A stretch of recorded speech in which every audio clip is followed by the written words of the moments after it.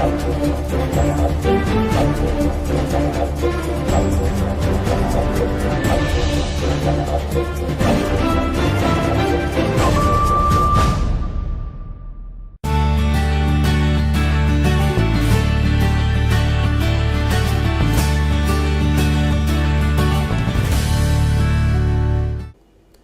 can we achieve a feeling of meaning, a feeling of purpose, a feeling of being drawn to the future, this positive energy?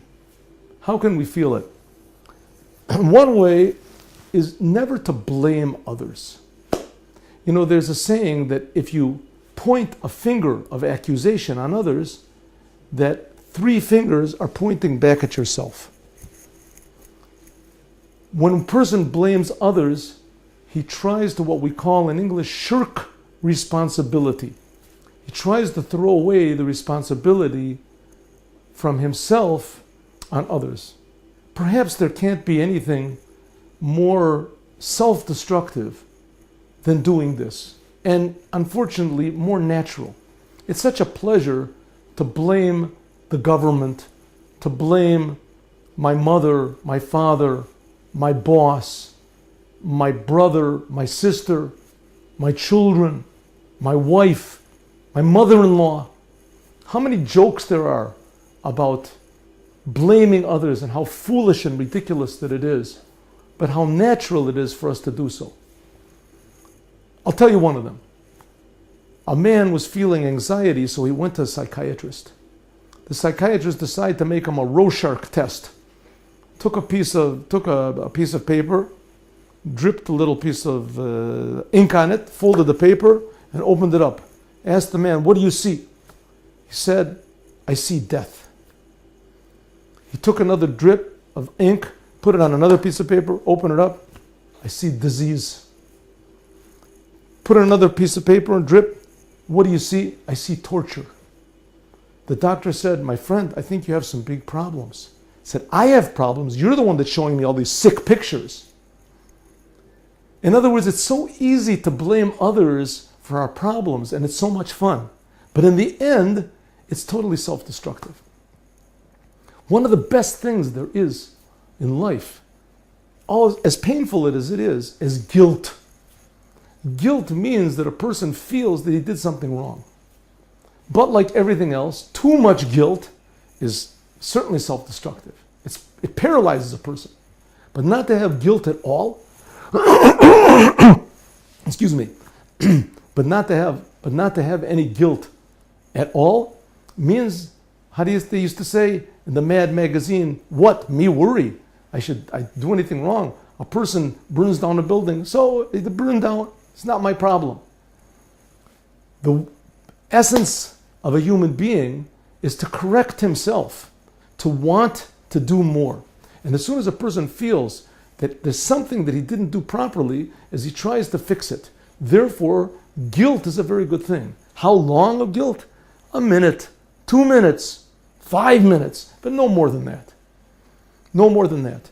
Then after this feeling of guilt, a person has to think, okay, how can I fix the situation up?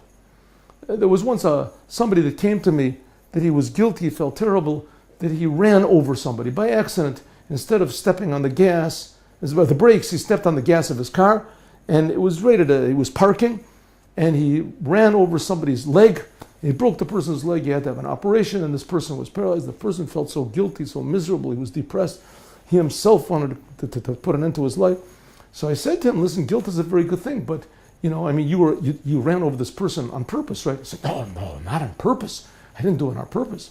So I said, "Well, it was an accident. You pushed on this." He said, "Yeah, but to tell you the truth, I really don't know what happened. I can't figure out what I did wrong there." So I said, "Well, then how can you fix it up that you won't do it the next time?" He said, I don't know. I don't really think I did anything." So I said, "If so, then your guilt is not meaningful. You already felt bad. You told the person you feel bad. You told him this. Yes, the insurance company told him. The insurance company paid him up. Yes, guilt, too much of it, and guilt in the wrong place, like everything else, like overeating. right? Too much of a good thing is not good. But guilt in itself can be a very good thing. Of course, it's not a good thing if you didn't do anything wrong.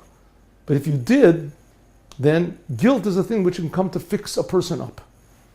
The same thing, all of the troubles that occur to us in life, if we look at it in a proper way, we can understand that God never does anything to us. God only does things for us. And anything that happens, a person can increase in his feeling of responsibility. There's a story that there were two men, it was in Israel, that they had, there was an automobile accident, and both of them were left quadriplegics. They were both left paralyzed. One of them sunk into deep depression, and finally, in the end, he didn't last long. The other one thought to himself, let me make the most of what I've got. You know, it's true that my body is broken, but my mind is not broken.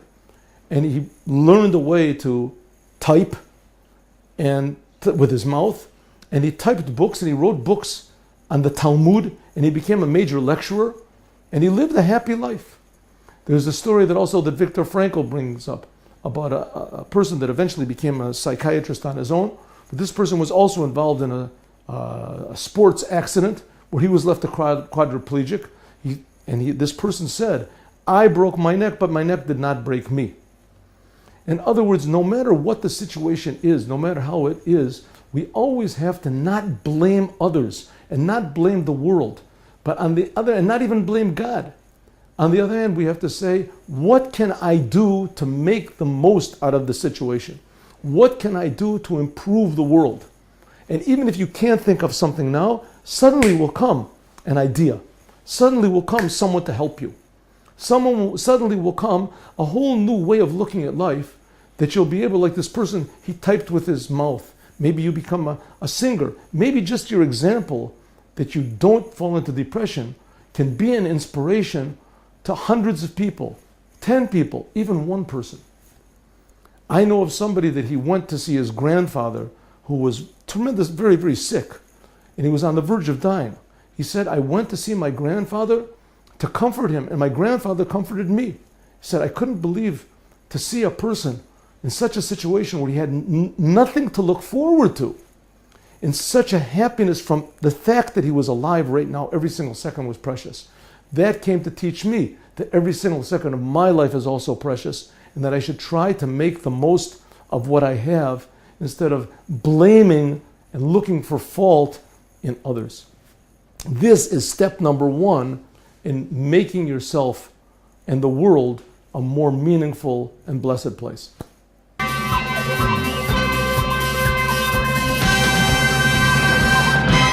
JewishTV.media